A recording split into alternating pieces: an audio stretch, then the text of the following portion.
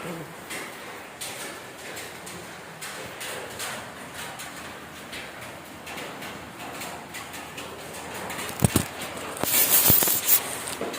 जय श्री चैतन्य जय नित्यानंद जय अद्वैत चंद्र जय गौर भक्तवृंद। पूर्वजले महाप्रभु चलिला दक्षिणे प्रतापगढ़ राजा कवि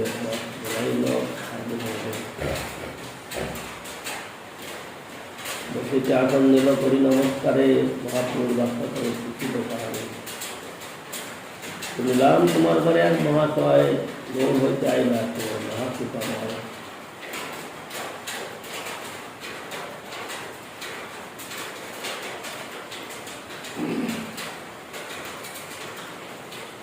तुम्हारे बहुत कृपा कैला कहे सर्वजन कृपा करी कहार दर्शन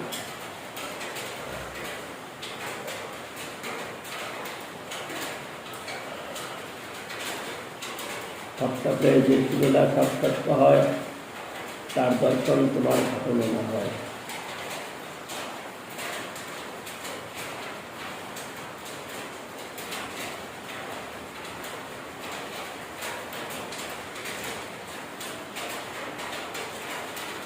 বিরক্ত সন্ন্যাসী দেহ রহে নির্জনে স্বপ্ন না করেন রাজ দর্শনে তথাপি প্রকারে তোমার পড়াইতাম দর্শন সম্প্রতি করিলা দেহ ব্যক্তিকে গমন। রাজা কয়ে জগন্নাথ চারিতে নিয়ে গেলা ভট্ট কয়ে মহন্তে সেই এক লীলা তীর্থ পবিত্র করিতে করে তীর্থ গমন সেই স্থলে নিস্তারে সাংসারিক জন।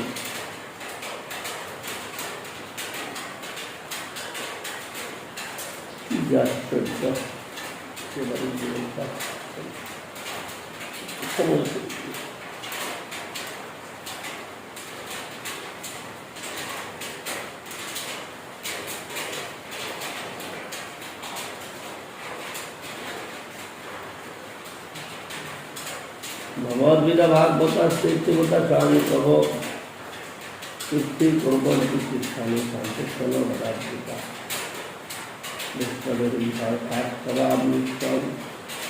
चिरजीव नहे नाम खतम परीक्षा।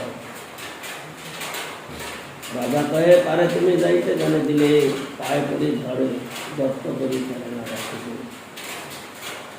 भक्त चंद्र करे परम ईश्वर स्वतंत्र साक्षात श्री कृष्ण के नए परतंत्र परकाले राखिते पारे बहु रत्न कइले ईश्वरेर स्वतंत्र इच्छा राखिते नाइले।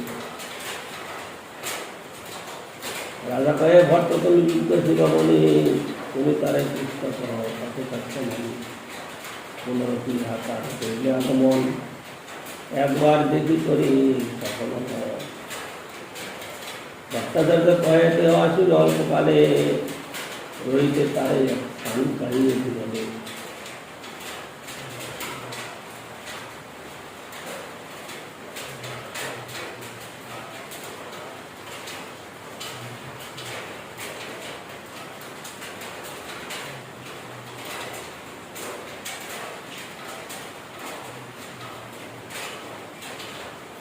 ঠাকুরের নিকটার হইবে নির্জনে আমাদের নির্ণয় করিবে।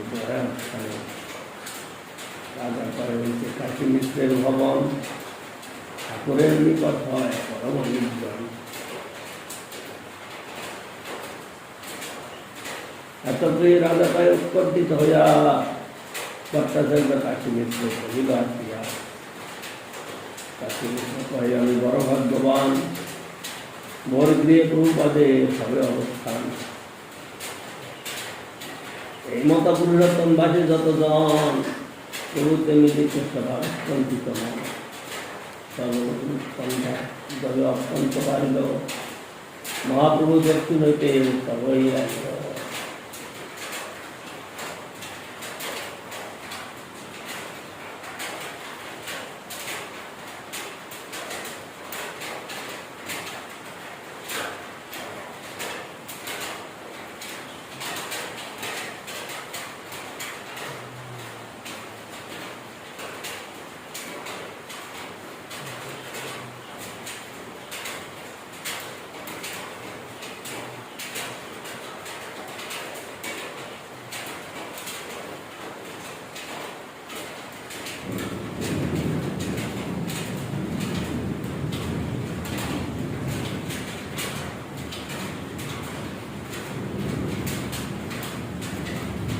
শ্রী ভাগবতগণ নমন করিয়া তীর্থকে পবিত্র করে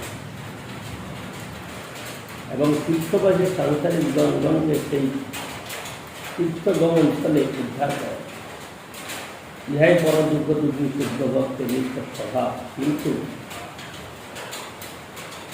শ্রী মহাপ্রভু পরতন্ত্র ভক্তমূর্তিতে লীলা করিলেও প্রাণ স্বতন্ত্র পরমেশ্বর।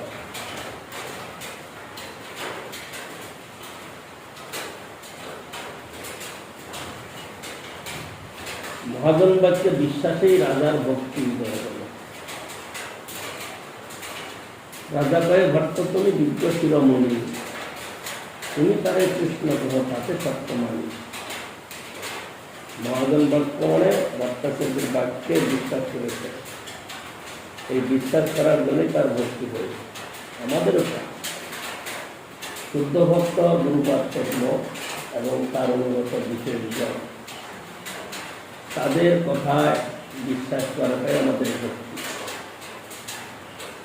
তাদের কথা বিশ্বাস করে কার্য করাটাই ভক্তি। তা যদি না করা যায় তাহলে ভক্তিতে বাধাপ্রাপ্ত হবে, ভক্তি উদয় হবে না। এটা ভালো করে মনে রাখতে হবে। আমরা নিজেরা স্বতন্ত্র থেকে বুদ্ধি লাগিয়ে কাজ করব, তাহলে সেই কাজটা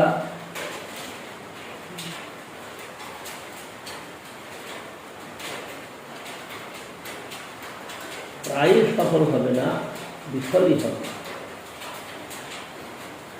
যদিও সফল কোথাও দেখা যায়, সেটা ভক্তির অনুকূলে সফল হবে না, ভক্তির প্রতিকূলে সফল হবে। কারণ হয়তো পূর্ব সুস্বীকৃতি সংস্কার আছে, যোগ্যতা আছে। সেই সংস্কার বা যোগ্যতার বলে কিছু করে বসবে, যেমন মঠ মন্দির হচ্ছে, মঠ মন্দির করে বসলো, কিন্তু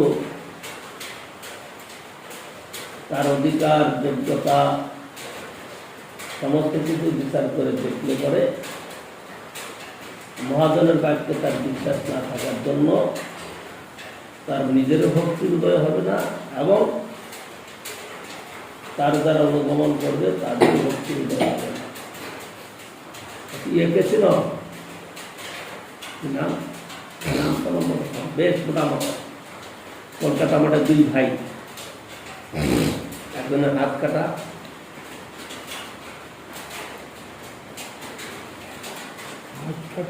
আগে গোদ্রুম মঠে ছিল, পরে কলকাতায় ছিল সুধাংশু, হ্যাঁ, আরেকজন সুবল। সুবল বলতে এখন তো সে সাধু, বিরাট সন্ন্যাসী, অনেক লম্বা চওড়া হয়েছে,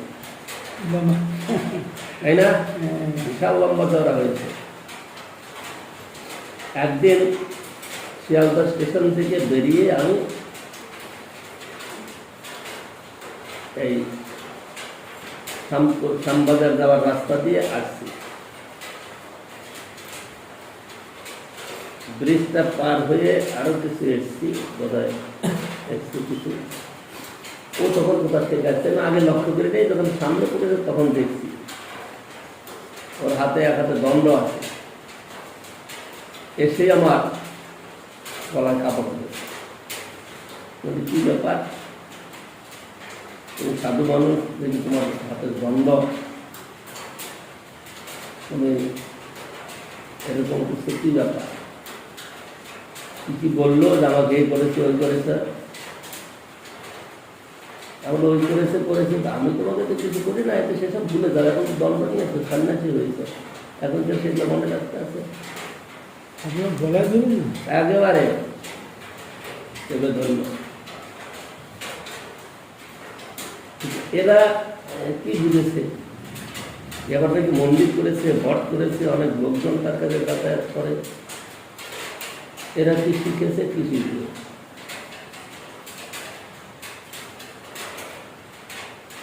এই কথাটাই এখানে বলাচ্ছে, মহাজন বাক্যে বিশ্বাসেই রাজার ভক্তি উদয় হবে। প্রভুপাদ বলছে, রাজা কহে, ভট্ট তুমি বিজ্ঞ শিরোমণি, তুমি তারে কৃষ্ণ কহ, তাতে সত্য মনে হয়। তুমি যখন বলছ এটাকে অবিশ্বাস করা যায় না। এই মহাজন বাক্য মানে সার্বভৌম ভট্টাচার্যের বাক্য শ্রবণ করে বিশ্বাস করাতেই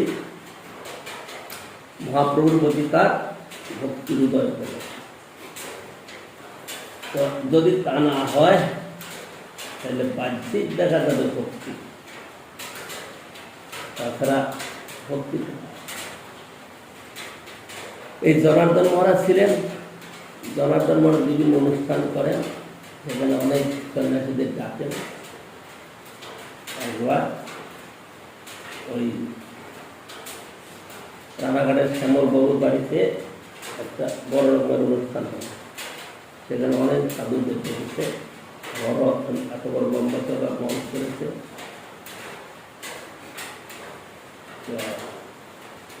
5-7 জন বসেছে, তার মধ্যে কিন্তু উভয়টা বসেছে। এটাকে কেন ডেকেছে? আমাকে বসে আমাকে সভাপতি বানায়, যত মিটিং হয় আমি আপনি সভাপতি। মহারাজ আমাকে নেওয়া করেন, সভাপতি বানিয়েছে।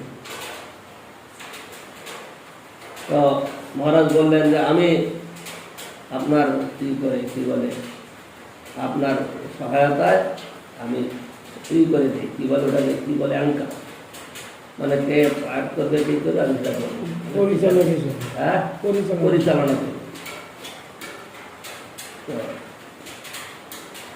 পরিচালনা করছে, ওকেও বলছে সেটা হরি কথা তো কিছু জানে না, সেই গন্ডগোলের কথাগুলো উঠে আসছে, মূর্খ কুতাকা ওইখানে। হ্যাঁ, তাহলে মারপিট করলো, এ করলো, ওগুলো মূর্খ কুতাকার। শয়তান, এবার শয়তান হয়েছে। আমি পরে মহারাজকে বললাম যে ওকে যদি কোনো মিটিংয়ে ডাকেন আমাকে ডাকবেন না, এটা শয়তান একদম বলে। সকলেই শুনবে তো যা বলছে, বলে অসভ্য, এ জানে না কিন্তু হরি কথা, একে ডাকছেন কেন? তারপর আর ডাকে। এই হলো কথা। তারা কেন বলছে মহাজন বাক্যে বিশ্বাস নাই এদের, এরা নিজেরা দম্ভ করে কিছু করতে চায়। আমার উপর রাগ কেন? আমাদের প্রসাদ পেতে দিত না, তোমরা সবই জানো ঘটনা। নাটপতির অবস্থা প্রসাদ পেতে, সেগুলো প্রসাদ পেতে দেবে না, উৎপাত, নানান রকমের উৎপাত করবে। ওই একটা লাঠি দণ্ড, মানে দণ্ড, একটা দণ্ড, তার মাথায় কতগুলা নোংরা কাপড় বেঁধে আমরা প্রসাদ পেতাম, সেখানে নাচা। কি অসভ্যতা! খেতে দেবে না পর্যন্ত, আমরা চুপচাপ খেয়ে যেতাম, কিছু বলতাম না। তো ওর রাগটা হলো কোথায়? লাস্ট যেদিন মারামারি হলো 4 জানুয়ারি, সেই মারামারিতে আমার মাথা ফাটালো, রাশেশ্বর প্রভুর চোখ নষ্ট করলো।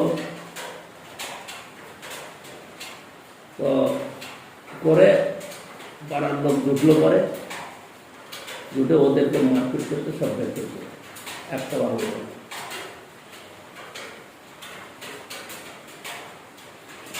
তারপরে কি হয়েছে, 2-3 দিন 4 দিন আমি তো অসুস্থ, মাথা ফেটেছে। তখন আমি ওদেরকে বলে দেই, শুধু কথা বলি, কাজ করি না। আমি ওই রুগীদের ঘরটায় আছি, রুগীর ঘরটা নয়, ওই যে কি বলে না ইয়ের ঘরটা, সুধারানীর ঘরটা, চীনা সুধারানীর ঘর কোনটা, কোনার পাশের ঘরটা, ওই সাগর মহারাজ যেখানে গিয়ে থাকতেন, ওখানে আমি আছি। আরো কেউ আছে বোঝা, অসুস্থ। কি করেছে, ছাদের উপর থেকে অমূল্য নিধি ওকে দেখেছে, ওই পাড়া, মানে মঠের পেছনে বাথরুমের উপর, ওখান থেকে দেখেছে, ওই পাড়ায় এসছে। ও কি করছে, 2-3 জনকে নিয়ে ছুটে গেছে, কেউ ওকে ধরে নিয়ে আসছে, ধরে এনে যার পর নাই মারপিট। মারপিট করতে করতে আমি যেটা ওখানে নিয়ে গেছি, আমার মধ্যে বিচার করে আমরা তোমার এটা ছেড়ে দাও, এটা অত্যাচার করছো কেন? আবার কি করছে, পায়ের নিচে কিছু দিয়ে এরকম কি করে পায়ের নিচে যদি কি করা যায়, গরিবের সৃষ্টি হয় না, মানে ওকে যখন পায়ের নিচে এরকম মারছে আর ও উল্টা, আমারও খুব দুঃখ যে ছেড়ে দাও, কেন এরকম করছো, ছেড়ে দাও ওকে। সেই দিনটাই ওর সাথে আমার দেখা পরবর্তী এই রাগ। আমি তো কিছু করি নাই, কারোর সম্বন্ধে আমি খারাপ ভালো করে করি নাই। তোমারও মনে থাকবে তুমি কি কি করেছ, তোমাকে তোমাকে অবজ্ঞা করা বা গালাগালি দেওয়ার জন্য বলছি না, তোমারও মনে আছে কি কি করেছ। আরো ওরা যারা তারা, কারণ আমি তো কাউকে কিছু বলি নাই, আমরা সকলের ভালোর জন্য যাতে সিস্টেমটা ঠিক চলে এই চেষ্টা করি। কিন্তু অসভ্যগুলা একটাও ভালো বুঝে নাই, সবগুলা ছিন্ন ভিন্ন হয়ে গেল। বলছে আমরা ভালো আছি, সুখে আছি, টাকা পয়সা আছে, ওসব দ্বারা কি হবে। মহাজন বাক্যে বিশ্বাসের রাজা ভক্তি উদয় হবে। মহাজন বাক্যে বিশ্বাস কোথায় ওসব যে ভক্তি দিকে রাখতে পারে। যতগুলা ছিন্ন ভিন্ন হয়েছে তাদের পরিণামটা দেখো কি করছে তারা। তারা গুরুবর্গের আদর্শ কতটা পালন করছে, পালন করতে পারছে? একটাও পারছে না, পারবে না। কারণ তারা মহাজন বাক্যকে বিশ্বাস করে না, তারা গুরু অবজ্ঞা করে।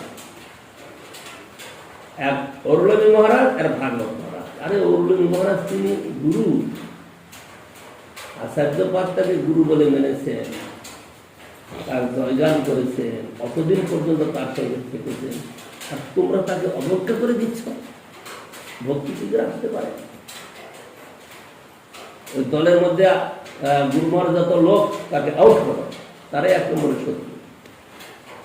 এটা কোনো যুক্তি? ওই চ্যাটার্জি বলো আর যত বলো, গুরু মহারাজের লোক যারা তারা শত্রু। সে আশ্রম মহারাজ হোক আর মাধব মহারাজও বলছে এই সেগুলো যুক্তি। কথাটা কেন আনছি? মহাজন বাক্যের বিশ্বাসে রাজার ভক্তি উদয় হবে। মহাজন বাক্যে বিশ্বাস না থাকলে পরে ভক্তি উদয় হবে না। আচার্যপাদ নিজে হাতে লিখে দিয়ে গেলেন, কারোর প্রেরণায় দিতে পারেন, কিছু করতে পারেন, তার নিজের হাতের লেখা যে আমার অবর্তমানে অমুকে আচার্য হবে। তার কি যোগ্যতা না যোগ্যতা আমাদের বিচার করার অধিকার নাই। আমরা বিচার করতে গিয়েছি মানে মহাজন বাক্যে আমাদের বিশ্বাস নাই, গুরু বাক্যে বিশ্বাস নাই। মহাজন মানে এখানে গুরু, আচার্য মাত্র গুরু, তার বাক্যে বিশ্বাস করে নাই, না করে বিরোধ করেছে, তাইলে সেখানে ভক্তির উদয় কি করে হতে পারে? এইসব কথাগুলো আসছে। এখন মহাজন বাক্যে বিশ্বাস করলেই ভক্তির উদয় হবে। আমাদের যোগ্যতা যতটা থাক না থাক, যদি মহাজন বাক্যে বিশ্বাস করে চলি, তাদের কথা অনুসরণ করি, তাইলে কোনোদিন না কোনোদিন ভক্তি হতে পারে। আর তাদেরকে অবজ্ঞা করে, তাদের কথা না মেনে যদি মৎসরতা করি, লাভ কি হবে? ওই ছেলেটাই তো আমার গলা ছেলে ধরল, মানে আস্তে আস্তে ধরলো না, জামা গায়েতে জামা ধরে কোনো চেপে ধরলো। কি রে, তোমার কি হয়েছে, তুমি এরকম কেন করছো? তোমার হাতে দণ্ড দিচ্ছি, তুমি একজন লোক, তুমি লাল কাপড় করা, আমিও লাল কাপড় করা, এরকম ব্যবহার করে কেন? মানে কাপড়টা ধরে আসতে করে নয়, কাপড়টা ধরে অন্য গলা চেপে ধরেছে। আমি কি বলবা? দুধের কথা বলে তুমি যাও, যা করেছে করতে চাও। এসবের কি কাজ হবে?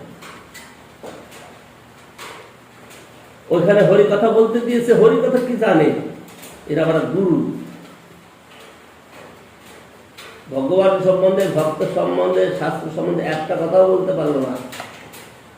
ওই কালের ঝগড়ার কথাগুলা সেখানে উঠালো। আমি মহারাজকে বললাম যে এদের দেখে কি কথা শোনালেন? এরকম সাধু মহারাজ, সাধু মহারাজ কি করে বলেছে? অসম্ভব।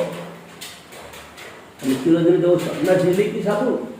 এটা অসভ্য আছে, আজিব। কেন কথাগুলো বলছি? মহাজন বাক্যের বিশ্বাসের ফলেই ভক্তির উদয় হয়।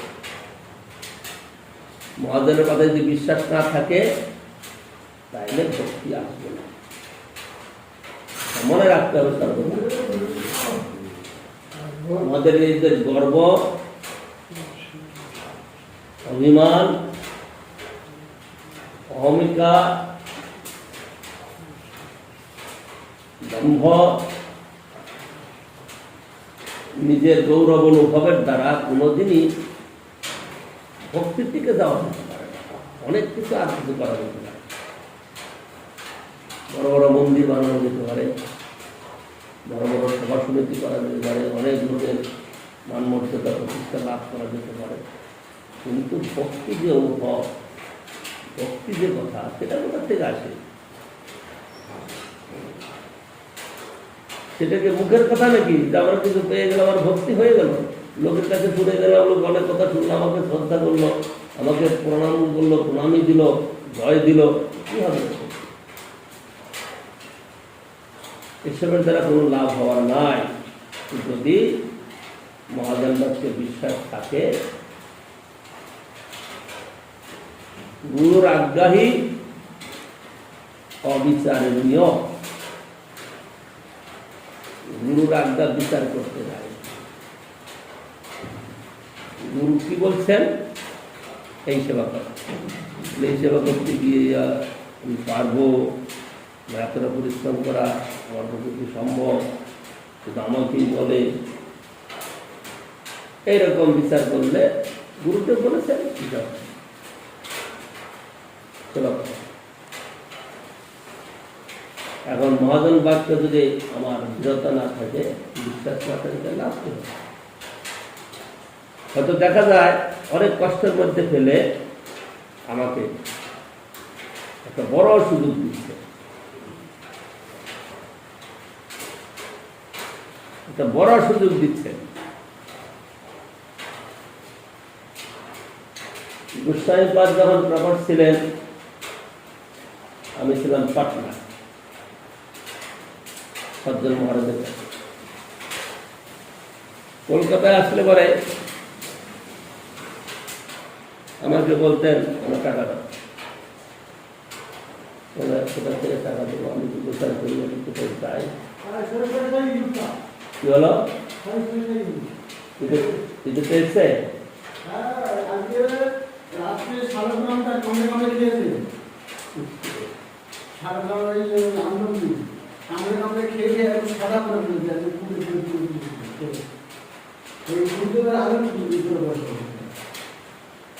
বিদায় করো, তুমি ওষুধ না দেবে, না খাচ্ছে না, রুটির মধ্যে দিতে বললাম তার দেবে না, তরকারি দিয়েছে। মানে কত বেকুব লোক, কথা কিছুই মানতে চান।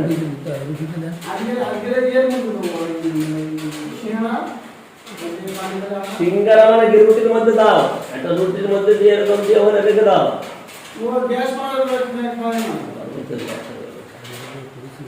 তোমার কাছে গ্যাস আছে, তুমি কি খেয়ে দেখবে না এই দুধটাই খাবে? তাহলে গ্যাস পাবে। মূর্খের কথা। ও বলছে গ্যাস হয়, গ্যাস তোমার কাছে হয়, ইঁদুর খাবে কি তুমি খাবে? ইঁদুর খাবে কি তুমি খাবে? গ্যাস হচ্ছে বলছো কথা মানেই না।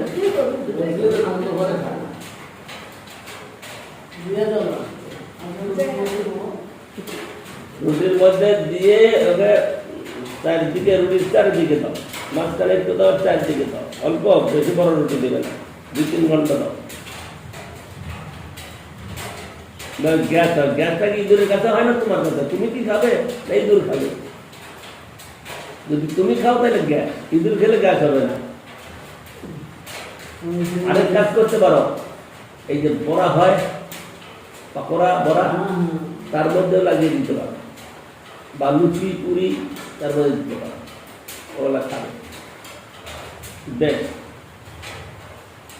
মহাজন বাক্যে বিশ্বাসেই রাজার ভক্তি উদয় হলো, এই কথাটাকে মনে রাখতে হবে। রাজা কয়ে, ভট্ট তুমি বিজ্ঞ শিরোমণি, তুমি তারে কৃষ্ণ কহ, তাতে সত্য মানি। ভট্ট একবার বলছে যে তিনি ভগবান, তিনি কৃষ্ণ, এক কথায় মেনে নিয়েছে। বলে আপনি বললেন ভগবান, ভগবানের যেসব গুণ তার মধ্যে কি করে পেলেন আপনি একটু বিচার করে আমাকে শোনান। কিন্তু না, মহাজন বলছেন, আর ভট্টাচার্য বিজ্ঞ ব্যক্তি, আগের থেকেই জানে, আপনি বলছেন এক কথায় বলুন। বিশ্বাসে মিলায় বস্তু তর্কে বহুদূর। বিশ্বাসটা মানে কি অন্ধবিশ্বাস নয়, বিজ্ঞ লোকের কথায় বিশ্বাস। বিজ্ঞ লোকের কথায় বিশ্বাস করলে পরে তাহলে তার দ্বারা সুফল করবে। কাশী মিশ্রের ভবন শ্রী পুরুষোত্তমের মন্দিরের কিছু দক্ষিণে বালিশাহীর অন্তর্গত বর্তমান শ্রী রাধাকান্ত মঠ শ্রীমান মহাপ্রভু তথায় বাস করিতেন। শ্রী বক্রেশ্বরের শিষ্য শ্রী গোপালগুরু ও তৎশিষ্য শ্রী ধ্যানচন্দ্র গোস্বামী তথায় শ্রী বিগ্রহ স্থাপন করেন। সেই স্থানটি শ্রী জগন্নাথ মন্দিরের নিকটবর্তী ও তৎকালে নির্জন ছিল। এখন তার নির্জনতা নাই, এখন অনেক মঠ মন্দির।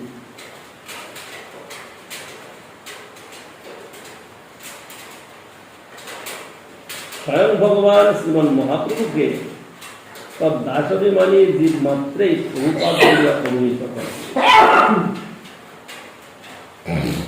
শ্রী শ্রী নিত্যানন্দ প্রভু শ্রীমদ অদ্বৈত প্রভুদ্বয় তদ্রূপ প্রভুপাদ নামে কথিত।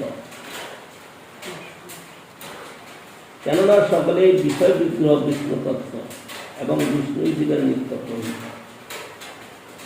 আবার কৃষ্ণ তত্ত্ববেত্তা শ্রী বিগ্রহ শ্রী গুরুদেব লঘু শিষ্যের নিকট সাক্ষাৎ কৃষ্ণ চৈতন্য বা হরি স্বরূপ বলিয়া কং বিষ্ণুপাদ এবং তদ্ব্যতীত অপর শুদ্ধ ভক্ত বা শুদ্ধ বৈষ্ণব মাত্রই সমগ্র শিষ্যস্থানীয় জীবের নিকট শ্রীপাদ নামে অভিহিত।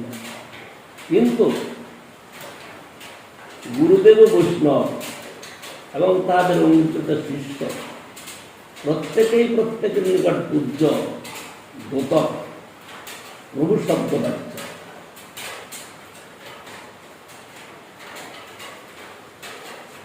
কথাটা বুঝতে পারলে? কি উভয় পক্ষের কাছে পূজ্য। হ্যাঁ, বৈষ্ণব সমাজটাই হলো প্রভুপাদ ওই জন্য শিষ্যদেরকে প্রভু বলে সম্বোধন। বৈষ্ণব সমাজটা হলো গুরুতত্ত্বে প্রতিষ্ঠিত। এখানে কেউ গুরু নয়, এখানে সব শিষ্য। যিনি গুরু তিনি শিষ্য। সেই জন্য সমস্ত শিষ্য থাকার জন্য সকলকেই সকলের যথাযোগ্য বিশেষ করে সম্মান দেওয়া হচ্ছে। কারণ আমি তো গুরু নই, আমি তো শিষ্য, সুতরাং সকলেই আমার কাছে প্রভু, কারণ এরা সকলেই আমার গুরু। গুরু তত্ত্ব সকলেই আমার গুরু, আমি সকলের শিষ্য। কারণ প্রত্যেকের থেকে আমি কিছু না কিছু কি শিক্ষা পাচ্ছি। যখন কারোর থেকে কোনো একটু শিক্ষা পাচ্ছি, তাকে লঘু করে দেখা মোটেই চলবে না। তাকে লঘু করে দেখলে পরে আমার ক্ষতি হবে। কারণ হয়তো এমন কোনো জ্ঞান তার কাছে আছে যে আমি সেটা পাব না।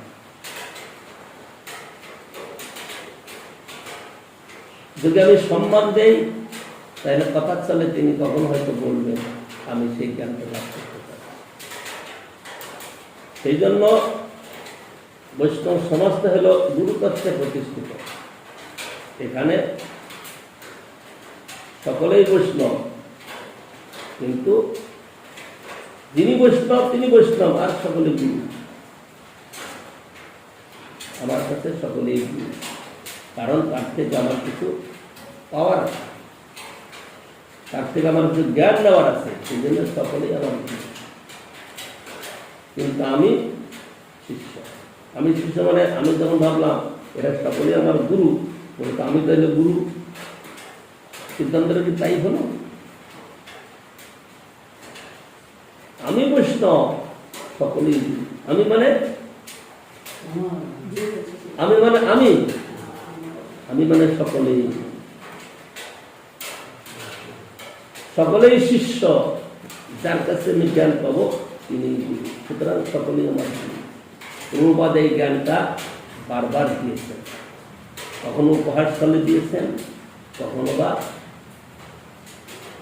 নম্রভাবেও দিয়েছেন। উপহারস্থলে দিয়েছেন কি করে? যে কখনো কোথাও কোনো কথা প্রভুপাদের কাছে দিয়ে চাপ দিয়ে সেটাকে প্রচারে আনার চেষ্টা করেছে। তিনি বললেন তোমরা তো সকলে আমার গুরু, আপনারা তো সকলে আমার গুরু, আপনারা যেটা পাবেন সেটি। এটা হলো উপহাসের স্থান। কিন্তু কখনো কখনো বলতেন এরা আমার সব গুরু, কারণ এদের থেকে আমি সব পাচ্ছি, এরা আমাকে সব জ্ঞান দিচ্ছে। মহাপ্রভু তাই বলছেন। মহাপ্রভু কিন্তু তিনি নিজেকে ওইভাবে প্রতিষ্ঠিত করেন।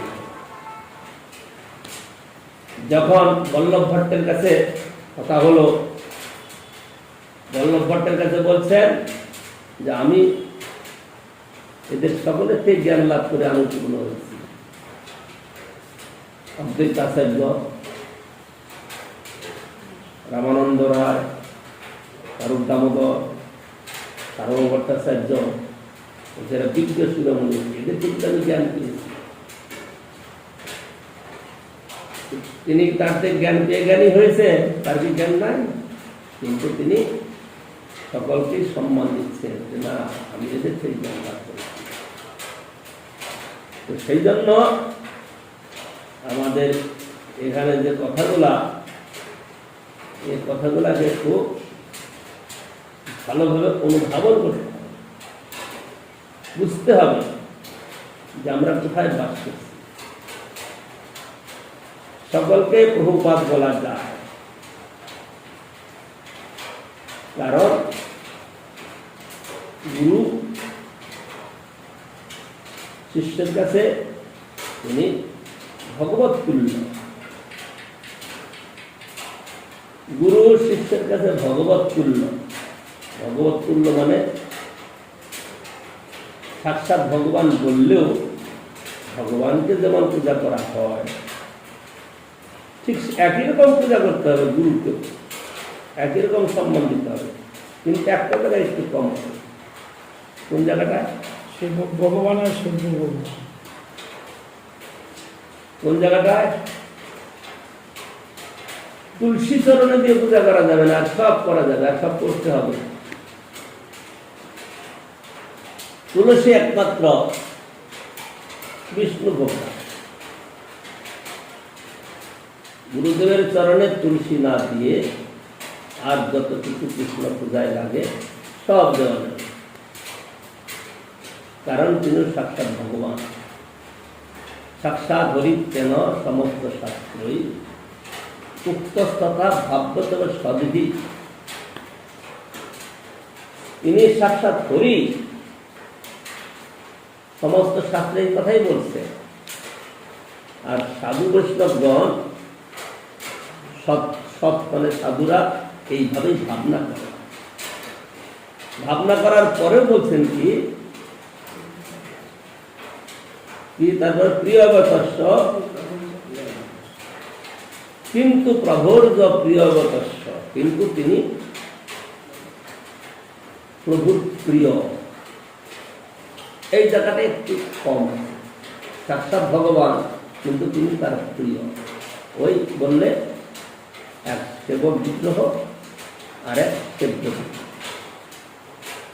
সেবক বিগ্রহ মানে সেবকের সেবা করেন, আর সেব্য বিগ্রহ মানে সেবকের সেবা গ্রহণ করেন। কিন্তু বলা হচ্ছে তিনিও ভগবান, আর সেইভাবেই শিষ্য তাকে সম্মান করবে, আদর করবে, পূজা করবে। সেরকম যেমন আমরা ভগবানের নাম উচ্চারণ করার সময় সসম্মানে উচ্চারণ করি, সেরকম গুরুদেবের নাম উচ্চারণ করার সময়তে ঠিক একই রকম সসম্মানে উচ্চারণ করতে হবে। শুধু গুরুদেব বলে আমার গুরুদেবই নয়, পূর্ব গুরুদেবেরও ঠিক সেরকম ভাবে ভাগবত মহারাজ, আমি বলে ভাগবত মহারাজের কথা বলছেন তো বলে দেয় না। মানে জানেই না, বুঝেই না, ওরলমি মহারাজ বলে দিল। বস্তু সম্পর্কে জ্ঞান না দিতে ওরকমই এই কথাটা বলাতে তাকে তো সম্মান দেওয়া হবে না। অন্যান্য মঠের লোকেরা কিন্তু কাজ করে পূজ্যপাত বলে, তারা পূজ্য, কিন্তু আমাদের মঠে এই জ্ঞানটা না, কারণ আমরা নিজেরা সব বৈষ্ণব হয়ে গেছি। আমাদের মঠেতে পূজ্যপাত অমুক মহারাজ, অমুক মহারাজ অমুক মহারাজ, কিন্তু তিনি পূজ্য সম্মানীয় এই কথা উচ্চারণ করে বলেন, চলে আমাদের মধ্যে। বামন মহারাজ সন্ন্যাসী মহারাজ, তাকে সম্মান দিয়ে পূজ্যবাদ সন্ন্যাসী মহারাজ, পূজ্যবাদ বামন মহারাজ, পূজ্যবাদ মাধব মহারাজ, পূজ্যবাদ অমুক মহারাজ, এরকমভাবে সম্মান দিয়ে উচ্চারণ করে, এটা আমাদের মধ্যে সেটা না। কারণ আমরা নিজেরা বৈষ্ণব, এই অভিমানটা আমাদের মধ্যে আছে, কিন্তু পাকা করছে যাই বলা থাকে। আমরা আমাদের মঠের যারা আশ্রিত হয়েছে তারা নিজেরা সব বৈষ্ণব, এটা প্রত্যক্ষ অনুভব করা যায়। মঠের সেবকদের হাত ভাব দেখবে, আজকে না 10 বছর আগেও ভাবটা দেখবে সব বৈষ্ণব হয়ে গেছে। অন্যকে যে সম্মান দিয়ে নতমস্তকে কথা বলতে হবে, এই ভাবটা বলে সময় পাল্টে গেছে, সময় পাল্টায় সেই দিন, সেই রাত্রি, সেই সবই অনন্তকাল থেকে চলছে, তো পাল্টাবে কোথায়? লক্ষ কোটি বছর আগেও যেরকম সূর্যোদয় হতো সকালবেলা, সকালবেলা সন্ধ্যাবেলা আমরা নির্ণয় করেছি, তাই না? সূর্যোদয় হলে সকালবেলা, অস্ত দিলে সন্ধ্যা। আমরা না সকালবেলাটাকে সন্ধ্যাবেলা বলবো, কিন্তু আমাদের বিচার, কিন্তু না আমরা বিচার করে নিয়েছি মানে অস্ত যখন যাবে তখন সন্ধ্যাবেলা বলা হবে, আর সকালবেলাটা মানে সকালবেলা বলা হবে, উদয়কাল বলা হবে। সেই জন্য আমরা সব বৈষ্ণব, মানে দিন পাল্টে গেছে, দিন পাল্টায়নি, আমরা সব পাল্টে গেছি। আমাদের বিচার বুদ্ধি বিবেক সব হারিয়ে ফেলেছি। হারিয়ে ফেলার অনেক কারণও থাকে। কারণ থাকার হলো, যখন ভগবান এসেছিলেন, মহাপ্রভু এসেছিলেন, বিরাট প্রভাব নিয়ে হাজার হাজার শুদ্ধ ভক্ত। মহাপ্রভু যখন চলে গেলেন, তার সঙ্গে সঙ্গে সব চলে গেল। তারপরে 1-8 জন করে বলেছে, 1-8 জন করে থাকলে আর কতটা প্রভাব পড়ে। তো এখন সেরকম চলছে, তার মধ্যে এখন আরো প্রভাব কমে গেছে। কারণ ওই একবার গেছিলাম নাগপুরে, ওই ভোলানাথ গড়াই বাড়িতে। ভোলানাথ তো ছেলে থাকে ওখানে, ভোলানাথ গুরু দিয়েছিলেন, আমার তো আহ্বান করলেন, আমি গেলাম, কয়েকদিন কাটিয়ে আসলাম।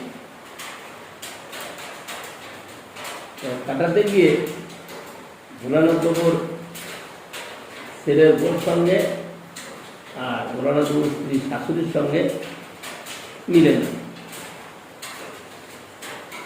তো ছেলেটা এসে বলছে, মহারাজ আপনি মাকে একটু বুঝান না, একটু সে কি করুন, মানে কি নিজেকে একটুখানি কম্প্রোমাইজ করি।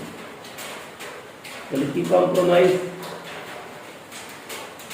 মা যেরকম কঠোরভাবে করতে বলে ওটা একটু কম করে দিই, একটু, তাইলে দুজনে মিলে যায়। এমন অন্য কোনো ঝগড়াঝাটি নয়, মানে বিচার আচারেতে দুজনের সঙ্গে মিলে যায়। মা যদি একটুখানি নরম করে দেয়, কম্প্রোমাইজ করে দেয়, তাইলে করে তো বেশ চলে ভালো।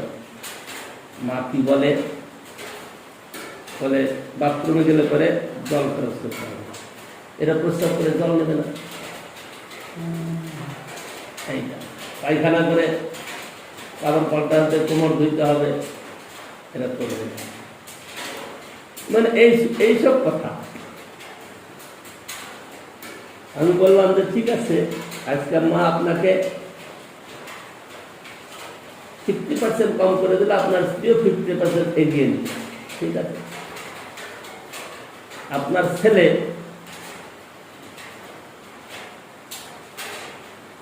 আপনার স্ত্রীকে কি বলবে?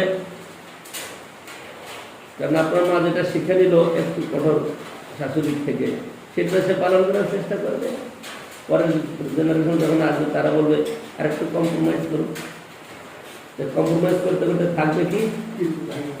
কিছু থাকবে না। তো কম্প্রোমাইজ করতে করতে কিছু থাকবে না। আজকে সেই দশাটা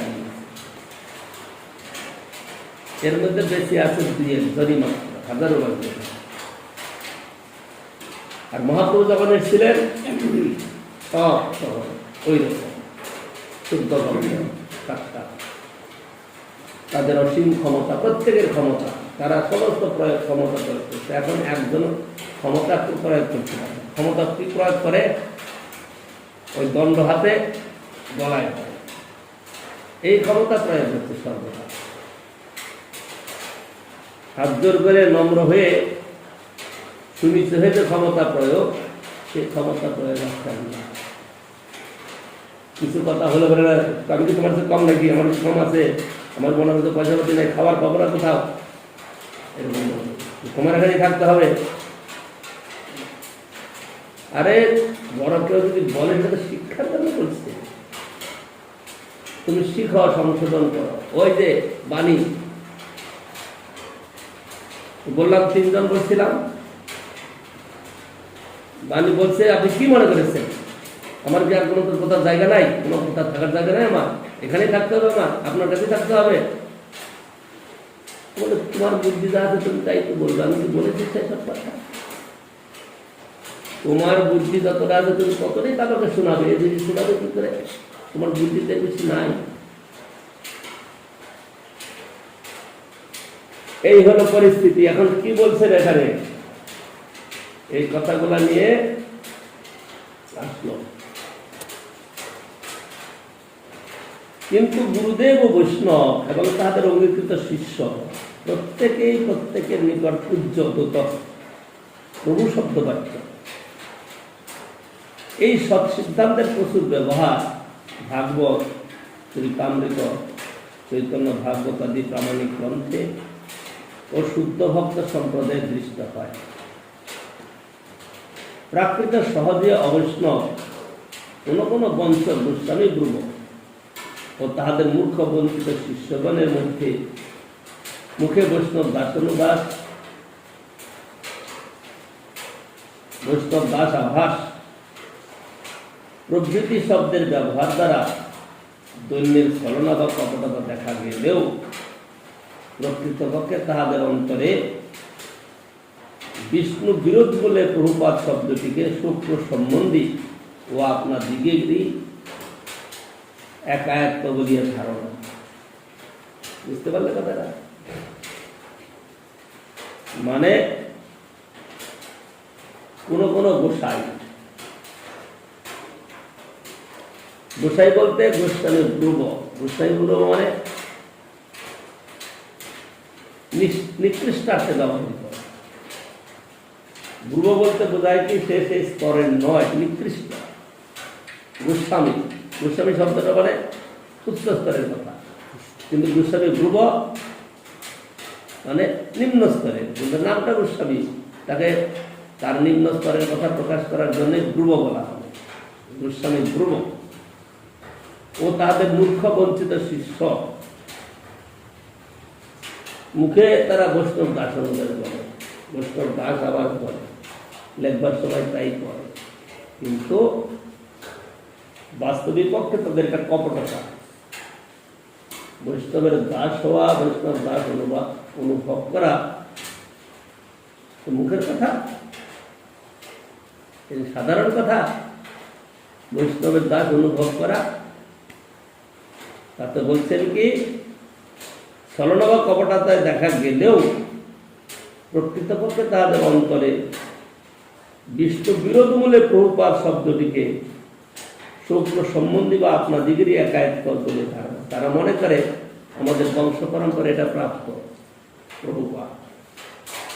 যেমন এই যে গুসাইরা পাঠ করে, কলকাতায় দুই একজন গুসাই আছে, কি গুসাই, প্রাণ গোপাল গোস্বামী। হ্যাঁ, প্রাণ গোপাল গোস্বামী কলকাতায় কত আছে নবদ্বীপ পূজায়। না না, কলকাতায় একজন গোস্বামী আছে, ওদের বংশ পরম্পরা গোস্বামী। আমি একবার আচার্য বলছিলেন যে আমাকে একজন বলল যে ভাগবত পাঠ করার আগে সে তো পান তামাক খাই, বিড়ি সিগারেট খায়, কিন্তু পাঠ করার আগে সে বিড়ি সিগারেটের প্যাকেটটা গ্রন্থের উপরে রেখে সে পাঠ শুরু করল। আচার্যবাদ বলেছিলেন একবার এই কথাটা। আচার্যবাদ বললেন এরা ভাগবত পাঠানো, এরা তো ভাগবতের অপমান করে, এরা গোস্বামী বলে। এই কথার সত্য মিথ্যা জানি না, তিনি এই কথাটা বলছেন। আমি দেখেছি। তারা মনে করে যে আমাদের বংশ পরম্পরায় প্রাপ্ত প্রভুপাদ শব্দ, লোকের তাই ভেবে তাদের যারা অনুগত তাই বলে। তাদের মধ্যে সদাচার কিছু নাই, কারণ ক্রমে ক্রমে কম্প্রোমাইজ করে করে তারা এসেছে, কিছুই নাই তাদের মধ্যে, থাকতেই পারে না। বৈষ্ণব ধর্মের কথাটা একেবারে পৃথক, এখানে অনুভবের কথা। সেখানে হরিদাস ঠাকুরকে এত প্রহার করল, এত কষ্টের মধ্যেও তিনি নিজেকে কখনো নরম করেন না, দৃঢ় সংকল্প। খণ্ড খণ্ড হয় যদি, খণ্ড খণ্ড হয় দেহ, যায় যদি প্রাণ, তথাপি বদনে না ছাড়ি করি না। এত মার মারছে, তিনি কিন্তু উঠে একটা লাঠি ধরেন নাই, দেখ কেন মারছ, ধরেন নাই, তিনি মার খাচ্ছে। আর বলছেন খণ্ড খণ্ড হয় দেহ, যায় যদি প্রাণ, তথাপি বদনে না ছাড়ি করি না। মারছো তো মারছো, আমার কোনো অপরাধ আছে তার জন্য তোমরা মারছো, কিন্তু আমি বদনে হরিনাম ছাড়ব না, হরিনাম। এই কথাটা কেন আসলো? ভক্ত শিষ্য তার যখন অনুভব হবে যে হরিনাম করাই তো আমার জীবন,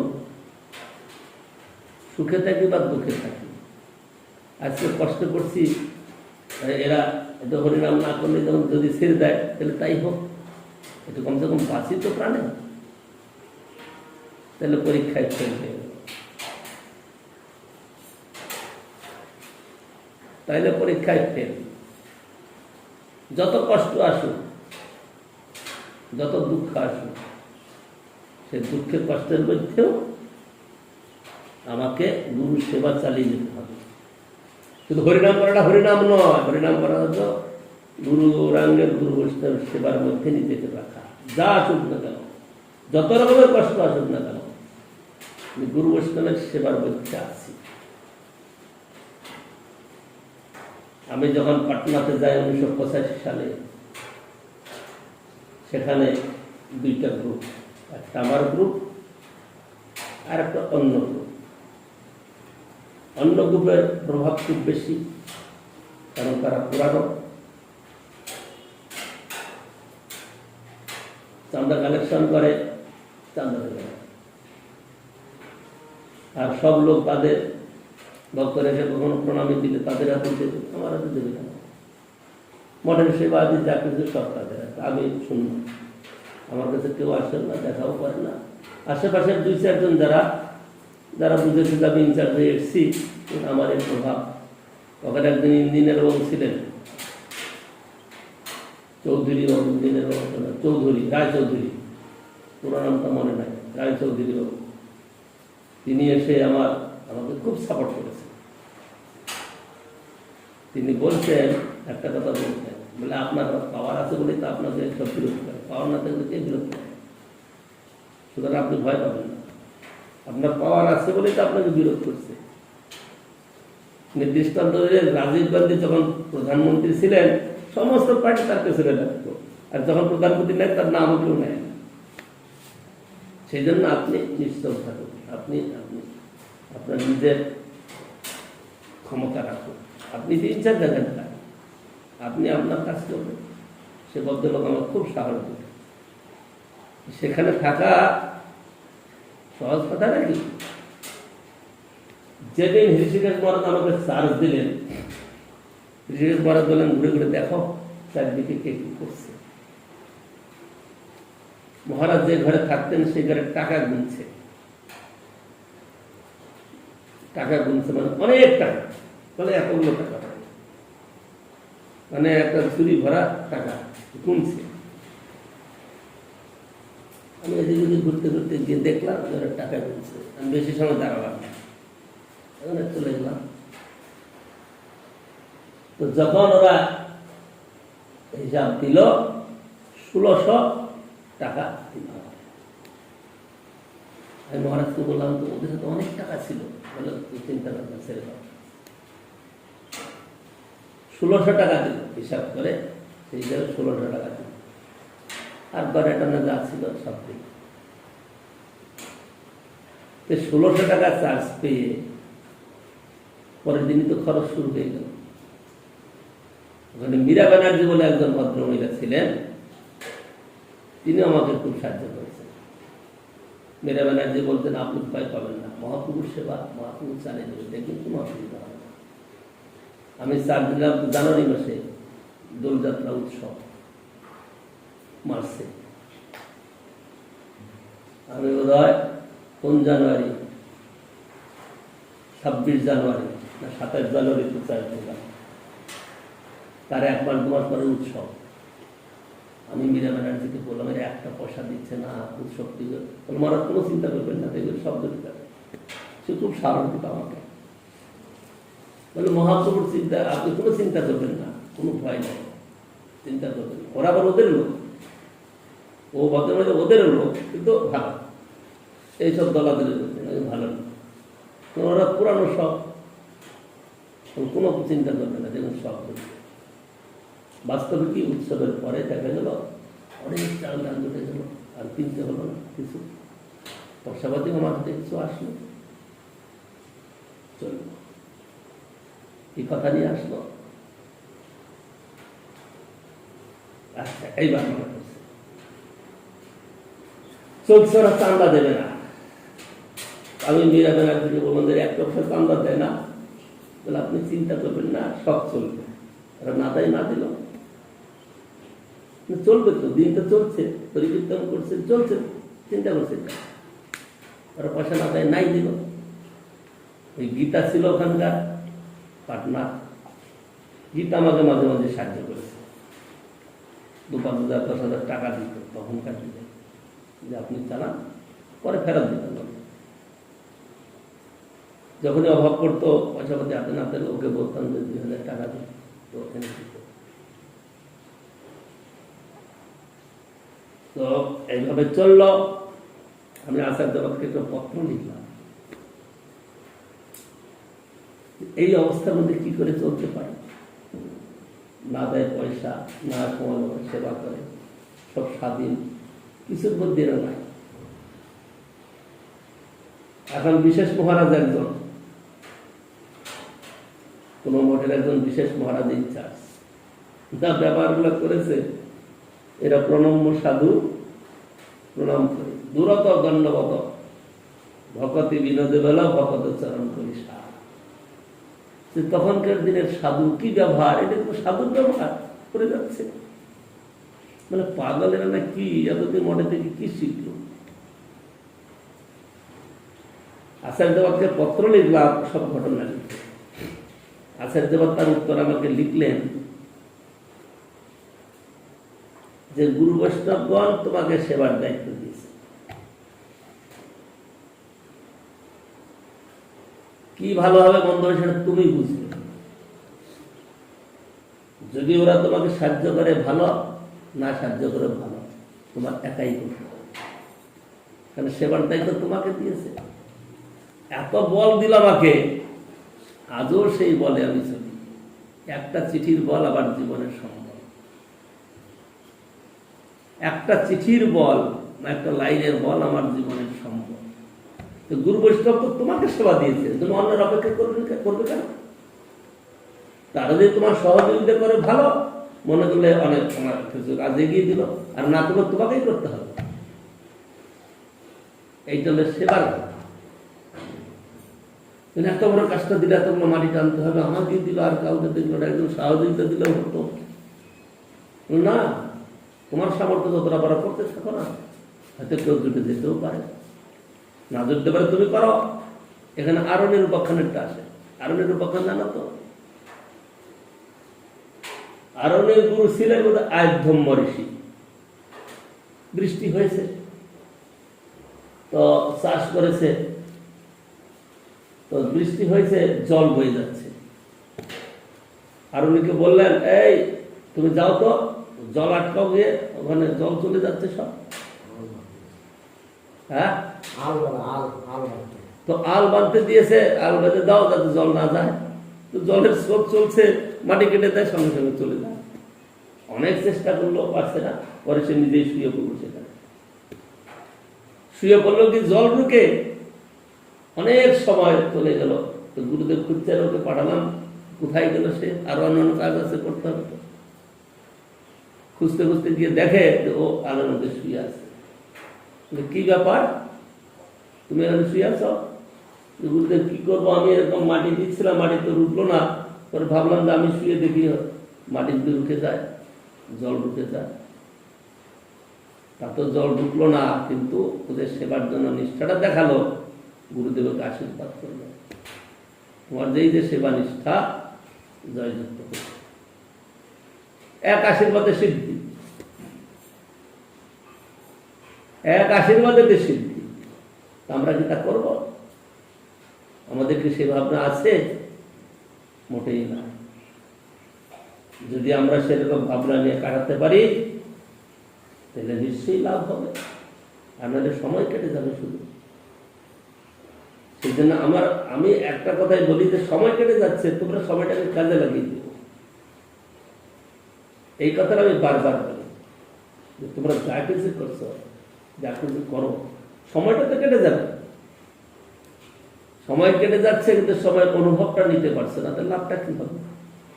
সেই জন্য সময়ের অনুভবটা নেওয়ার চেষ্টা করো, সেবার অনুকূলে কাজ করো, বৈষ্ণব সেবার অনুকূলে, বৈষ্ণবতার অনুকূলে কাজ করো, তবে না লাভ হবে। আর নাহলে হকতম্প করে অনেক কিছু করলে লাভ কি হবে? কিছু লাভ হবে। যদি পরিস্থিতি আসে, গঙ্গার তীরে বাস করে জীবন কাটিয়ে দেওয়া উত্তম হবে, কোনো ক্ষতি নাই। সেখানে খাওয়াও জুটবে, থাকাও জুটবে, সব জুটবে। তাই অত হাঙ্গামা করার প্রয়োজন কি আছে? গুরু সেবার অনুকূলে যদি চলে, গুরুদেবের আদেশ যদি চলে, চলবে। আর না হলে গঙ্গার তীরে বাস। যেদিন গোস্বামীপাদকে আমি নবদ্বীপে নিতে আসলাম, 12 তারিখে ওরা রিজাইন নিল। রিজাইন নিয়ে সেই দিনে ওনাকে পাঠিয়ে দিল নবদ্বীপ, আশ্রম মহারাজ নিয়ে আসলো। খবর পেলাম পাটনা মঠের 15 তারিখ আমার ঢালাই করার প্রোগ্রাম, সাত ঢালাই মন্দিরে, নাট মন্দিরের সাত ঢালাই করার প্রোগ্রাম, প্রথম ছাত্র। ওখানে আমার অ্যাসিস্ট্যান্ট ছিল নিতাইকে চিনো তোমরা, কিন্তু চিনবে না। ওই পরে মঠে, ভারতী মহারাজের মঠে যায় নিতাই। আমি নিতাই প্রভুকে বললাম যে আপনি আমার জন্য 5,000 টাকা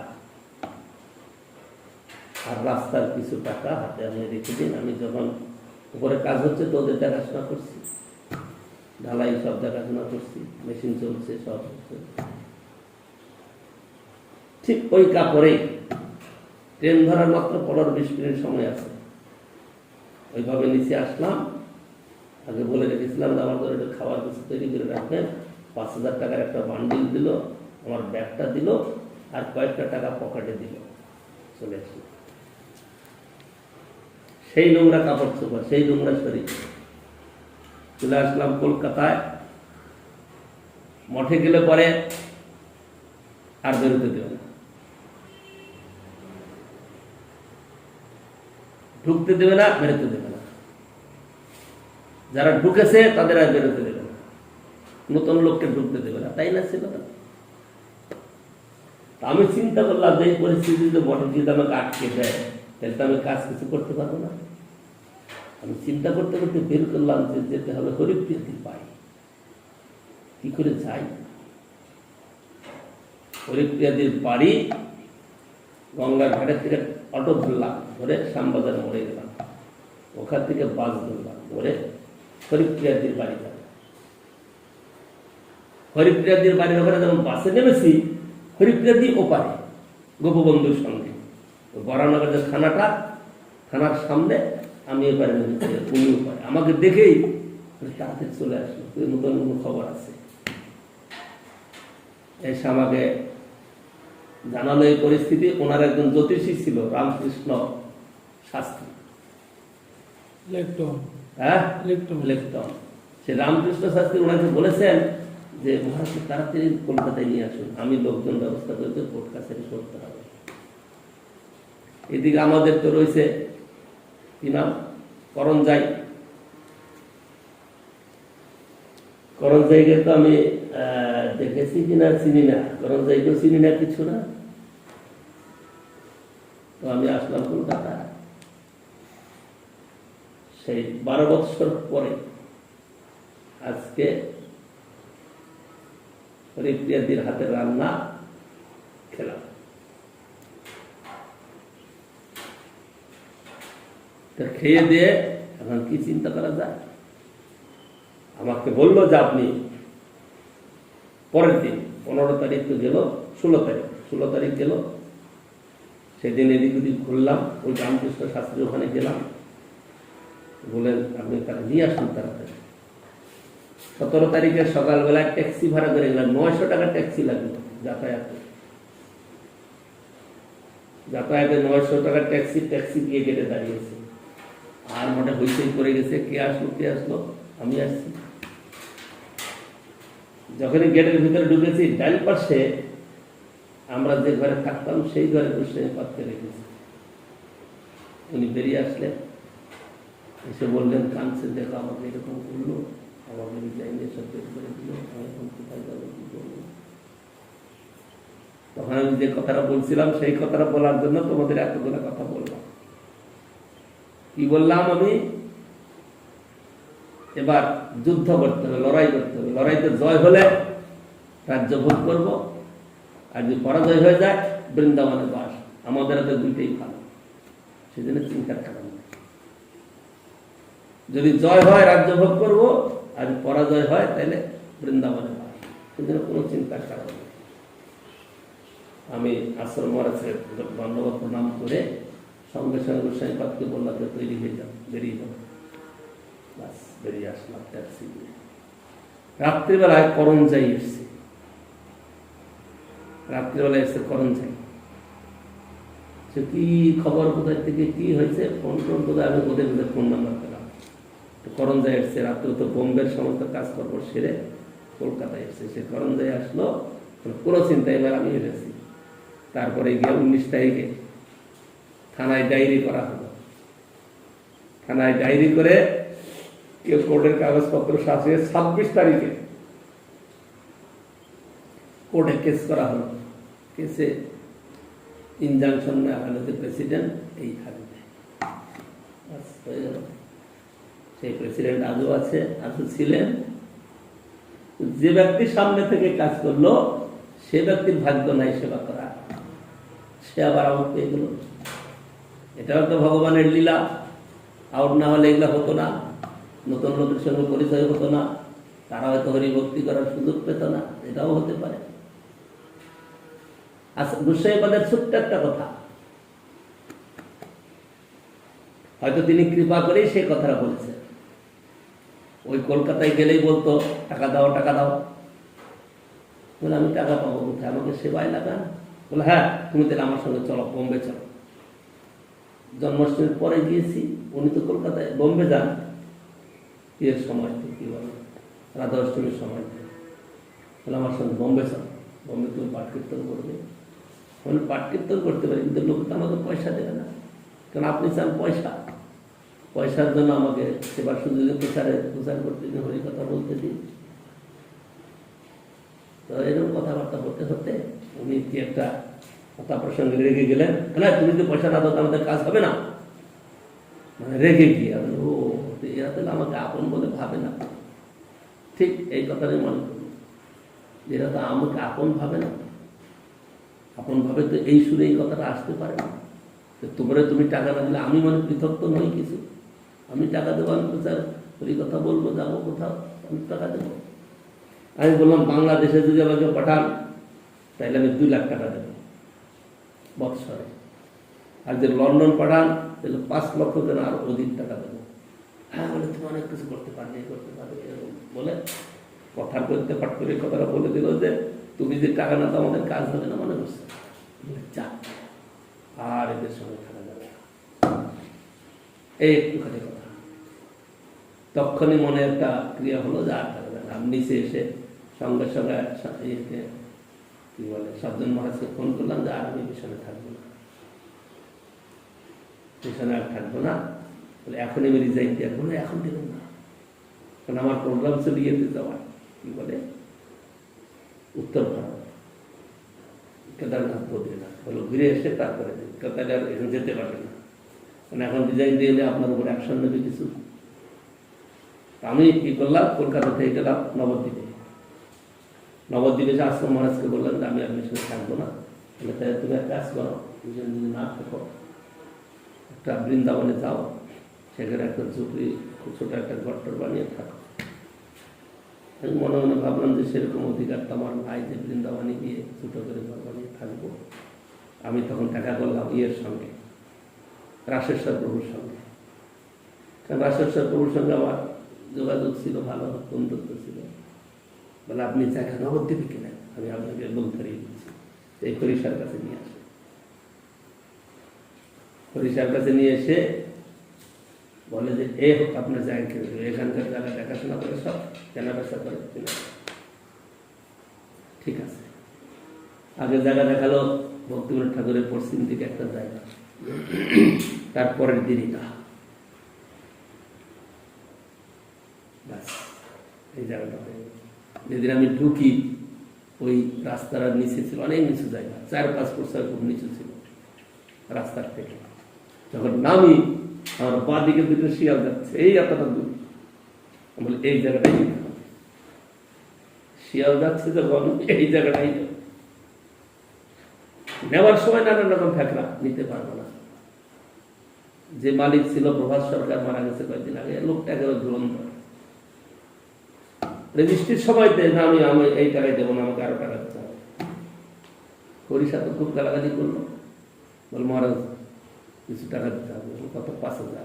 5,000 টাকা দিয়ে দিন না, 20 লাখ টাকার প্রপার্টিতে 5,000, 5,000 টাকা দেবো, এরপর 1 পয়সাও দেবো না, আপনি লিখবেন তো লিখুন, নাহলে তারপরে আমি ব্যবস্থা নিচ্ছি। চুপ করে কোর্টে গিয়ে সাইন করে দিল, 5,000 টাকা পেল। তারপরে দিন কাটছে। আচার্য গোস্বামী পদের এটা কৃপা, ওই সময় যদি এই কথাটা না বলতেন তাহলে তো আমি বেরোতাম না, আর আমাকে অসৎসঙ্গে জীবনভর করে যেতে হবে। কারণ ওর সঙ্গটা তো অজসঙ্গ, ওর সঙ্গটা কোনোদিনই সুসঙ্গ নয়। সাধু বাহ্যিকভাবে সম্মানীয়, কিন্তু ওর সঙ্গটা কোনোদিনের জন্য সাধু সঙ্গ নয়। যত লোক সঙ্গ করছে করুক, তাদের সঙ্গে কথা বললেই বুঝতে পারবে তারা কি বলতে চায়। সেখানে নম্রতা নাই, সেখানে শ্রদ্ধা নাই, সেখানে কাউকে মর্যাদা দিয়ে কথা নাই, ওই বললাম যে পূজ্যপাত অমুক মহারাজ, এ কথা কেউ বলবে না, বলে না। হ্যালো, অমুক মহারাজ তো, হ্যাঁ আমরা চিনি তো, সে তো আমাদের লোক না, আমাদের মিশনেরই লোক। সে অনেক টাকা দিতে পারে, অনেক কিছু করতে পারে, এইরকম কথা হবে। কিন্তু পূজ্যপাত মহারাজ সাধু ব্যক্তি, এরকম কথা আমাদের মধ্যে পাওয়া যাবে না। সুতরাং তোমরা সেইটা নেওয়ার চেষ্টা করো। টাকা আসছে, লোকেরা যাচ্ছে, দিচ্ছে, কিন্তু বৈষ্ণবতা সাধুতাকেও দিতে পারবে না। দেবে কি? সাধুতা বৈষ্ণবতা কেউ দিতে, টাকা অনেক দিতে পারে, টাকা অনেক পেতে পারা, ওতে কি যায় আসে? প্রচুর টাকা পেলে দিন কাটলো, খুশি করে কিছু করলে, একটা মন্দির করলে, একটা ফেলে দিলে, ওতে লাভ কি হবে? হরি বল, জয় হোক। আজকে তো যারা জয়লাভ করে তাদের কোনো দোষ থাকে না। হ্যাঁ, যারা জয়লাভ করে, যেমন মমতা জয়লাভ করে, ওর কোনো দোষ নেই, ও বিশুদ্ধ। রাতে এই হচ্ছে যে পরাজিত হয় সেই সব দোষী। এই ক্ষেত্রে দেখুন, মিশনের ক্ষেত্রে বর্তমান এটা মমতার দেখেন, ওটাও দেখেন।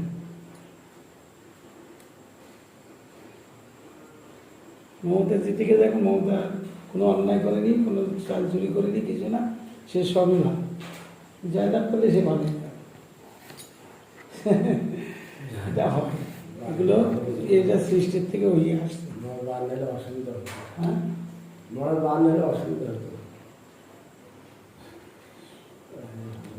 এটা তো আশাতীত না। মহামন্ত্র কীর্তন করো। হরে কৃষ্ণ হরে হরে রাম হরে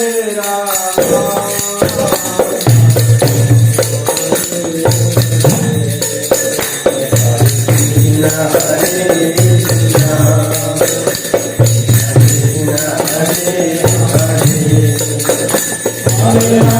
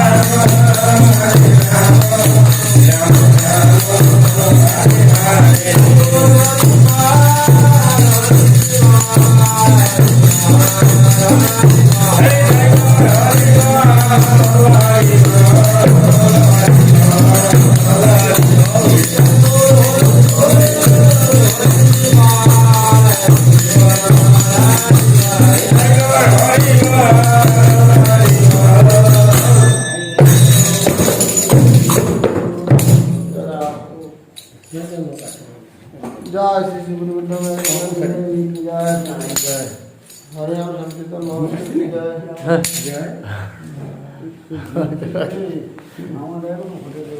আমার তো এখানে খুব রং ভালো রং দিচ্ছে 18 যখন লাগবে 18 জয়